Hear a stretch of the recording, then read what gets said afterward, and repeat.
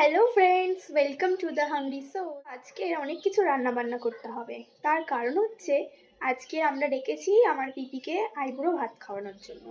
তো অনেক কিছু রান্না বান্না করতে হবে। তো চলুন কি কি রান্না করব আর পদ্ধতিগুলোও দেখে নিই।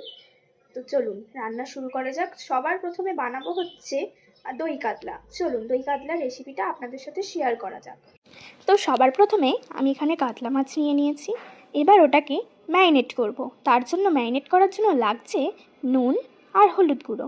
এবারে একটুখানি ওপর থেকে সাদা তেল দিয়ে ভালোভাবে ম্যারিনেট করব। ম্যারিনেট করার পর একটা প্যানে আমি তেল নিয়ে নিয়েছি। তেলটা গরম হয়ে গেলেই আমি মাছগুলোকে ছেড়ে দেব। গ্যাসের ফ্লেম লো করে মাছগুলোকে ভালোভাবে ভেজে নিতে হবে। উল্টে পাল্টে ভালোভাবে এই মাছগুলো ভেজে নিচ্ছি যতক্ষণ এরকম ডিপ ফ্রাই হচ্ছে। এবারে মাছটা করার জন্য লাগবে হচ্ছে কিছু গোটা গরম মশলা, শুকনো লঙ্কা, দারচিনি, এলাচ, আর লাগবে হচ্ছে পেঁয়াজ বাটা। পেঁয়াজ বাটা আর ওই গরম মশলাটাকে আমি ভালো করে মিশিয়ে নেব। মিশিয়ে নেবার পর দিয়ে দেব আদা রসুন আর কাঁচা লঙ্কার পেস্ট। আদা রসুন কাঁচা লঙ্কার পেস্ট দিয়ে ভালোভাবে মশলাটাকে কষে নেব। কষে নেবার পর এখানে দেব হচ্ছে কাজু বাটা, জিরে বাটা আর পোস্ত বাটা। ওটাকেও ভালো করে মিশিয়ে নিয়ে দিয়ে দেবো হচ্ছে আগে থেকে ফ্যাটানো টক দই। টক দই আর এই মশলাটাকে ভালোভাবে কষতে হবে, কিন্তু গ্যাসের ফ্লেমটা লো রাখতে হবে। ভালোভাবে কষা হয়ে গেলে দিয়ে দেবো জল। জলটা একটু ফুটে গেলেই দিয়ে দেবো হচ্ছে মাছগুলোকে ভালোভাবে ওর মধ্যে মিশিয়ে নিয়ে দিয়ে দেব একটুখানি নুন উপর থেকে। নুন দেওয়ার পর ভালোভাবে চাপা দিয়ে দেব। চাপা রাখতে হবে 5 মিনিট মতো, চাপা রাখলেই হয়ে যাবে। জলটা ফুটে গেলে এবারে চাপাটা তুলে নেব। যতক্ষণ এটাকে একটুখানি ফুটিয়ে নিতে হবে। ফোটানো হয়ে গেলে ওপর থেকে একটু দিয়ে দেবো ধনেপাতা কুচি, নারকেল কুচি আর কাঁচা লঙ্কা। এটা দিলেই আমাদের দই কাতলা রেডি। এবারে রেসিপি হচ্ছে কান্তি চিকেন। তার জন্য লাগছে কিছু গোটা গরম মশলা, যেমন দারচিনি, এলাচ, লবঙ্গ, মৌরি, শুকনো লঙ্কা আর গোটা গোলমরিচ দিয়ে একটা শুকনো কড়াইতে নেড়ে নেব। দিয়ে ওটাকে পেস্ট করে নেবো। এবারে একটা কড়াইতে তেল দিয়ে ওর মধ্যে দিয়ে দেবো বাটারের তেলটাকে ভালো করে মিক্স করে নেব। তারপর দিয়ে দেবো হচ্ছে পেঁয়াজটাকে ভালোভাবে ভেজে নিতে হবে যতক্ষণ না ব্রাউন হচ্ছে। ভালোভাবে ভেজে নেওয়ার পর দিয়ে দেবো হচ্ছে আদা রসুনের পেস্ট। এবার আদা রসুন ভালোভাবে ভেজে নিতে হবে। ভেজে নেবার পর দিয়ে দেব কাশ্মীরি লঙ্কা গুঁড়ো। কাশ্মীরি লঙ্কা গুঁড়ো, আদা রসুন আর পেঁয়াজটাকে ভালোভাবে মিক্স করে নিতে হবে। তারপর দিয়ে দেব চিকেন, পেঁয়াজ আর ওই আদা রসুনের পেস্ট ভালোভাবে নেড়ে চেড়ে কষিয়ে নিতে হবে প্রায় 15 থেকে 20 মিনিট। কষিয়ে নেওয়ার পর এবারে দেব হচ্ছে ওই মশলাটা, গোটা গরম মশলা গুঁড়ো করেছিলাম আমি, ওই মশলাটা দিলাম।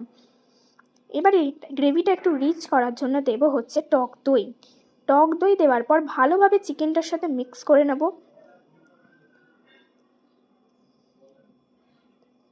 মিক্স করার পর একটুখানি ফুটে গেলেই এটাকে চাপা দিয়ে রেখে দেবো প্রায় 15 মিনিট মতো, যাতে ভালোভাবে সিদ্ধ হয়ে যায়। আমার এখানে চিকেন রেডি। এরপর ধনেপাতা আর দেবো হচ্ছে কসুরি মেথি দিলেই আমাদের কান্তি চিকেন তৈরি।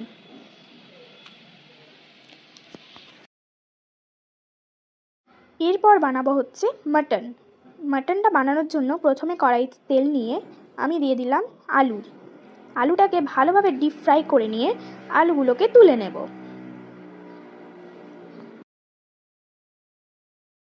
আলুগুলোকে তুলে নেবার পর ওই একই কড়াইতে দিয়ে দেবো হচ্ছে তেজপাতা আর এলাচ দেওয়ার পর আগে থেকে কেটে রাখা পেঁয়াজ দিয়ে দেবো। পেঁয়াজটা যতক্ষণ ভাজা হচ্ছে ততক্ষণ মাটনটা ম্যারিনেট করা যাক। মাটন ম্যারিনেটের জন্য আমি দিয়েছি হচ্ছে হলুদ গুঁড়ো আর হচ্ছে টক দই, আদা রসুনের পেস্ট। এখানে এখন কোনো রকম নুন বা কিছু আমি ইউজ করছি না, এটা পরে দেব। দিয়ে এটাকে ভালোভাবে মেখে নেবার পর ওদিকে আমার পেঁয়াজটা প্রায় ভাজা হয়ে গেছে।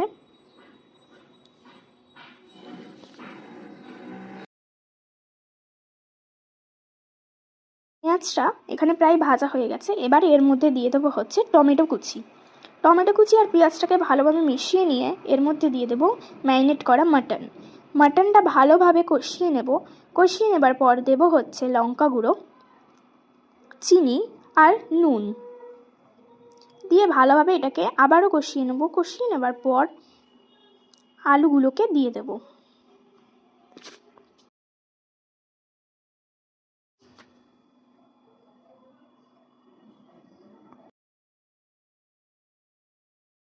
ভালোভাবে কষিয়ে নেওয়ার পর দিয়ে দেব হচ্ছে জল।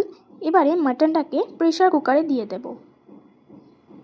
প্রেসার কুকারে দিয়েই সিটি মারার পর মাটন আমাদের রেডি। আর তৈরি করা যাক ডাব চিংড়ি। তার জন্য আমি এখানে নিয়ে নিয়েছি হচ্ছে চিংড়িটাকে নুন দিয়ে মাখিয়ে রেখে দেবো কিছুক্ষণ। যতক্ষণ রেখে দিচ্ছি ততক্ষণ একটা বাটি পোস্ত আর সাদা সর্ষে আমি আগে দিয়ে ভিজিয়ে রেখেছিলাম। এবারে মিক্সারের মধ্যে ওটাকে ঢেলে 4টে কাঁচা লঙ্কা আর দুধের সর আর চিনি আর দেব হচ্ছে নারকেল আর দেব ডাবের জল। এটাকে একবার ঘুরিয়ে নিলে এরকম পেস্ট তৈরি হয়ে যাবে। এবারে এই নারকেলগুলোকে কুচিয়ে নেব, মিক্স করে নেব, মানে মিক্সার গ্রাইন্ডারে দিয়ে দেবো, কারণ এই নারকেলের দুধটা লাগবে ডাব চিংড়ির জন্য। নারকেলের দুধ না থাকলে আপনারা ফ্রেশ ক্রিম ইউজ করতে পারেন। এবারে চিংড়িটার মধ্যে দিয়ে দেবো হচ্ছে ওই পেস্টটা আর দেব হচ্ছে ওই নারকেলের দুধ আর দেব একটু তেল দিয়ে এটাকে ভালোভাবে মিক্স করে নেব। আর দেবো সবার লাস্টে দেবো হচ্ছে ডাবের জল দিয়ে ভালোভাবে মিক্স করে রেখে দেবো। এবার একটা ডাব নিয়েছি, ডাবের পিছনে এরকম গোল করে কেটে নিয়েছি আর ওপরটা চৌকো করে, যাতে চিংড়িগুলো ঢোকাতে সুবিধা হয়। এবারে চিংড়িগুলো দিয়ে দেবো।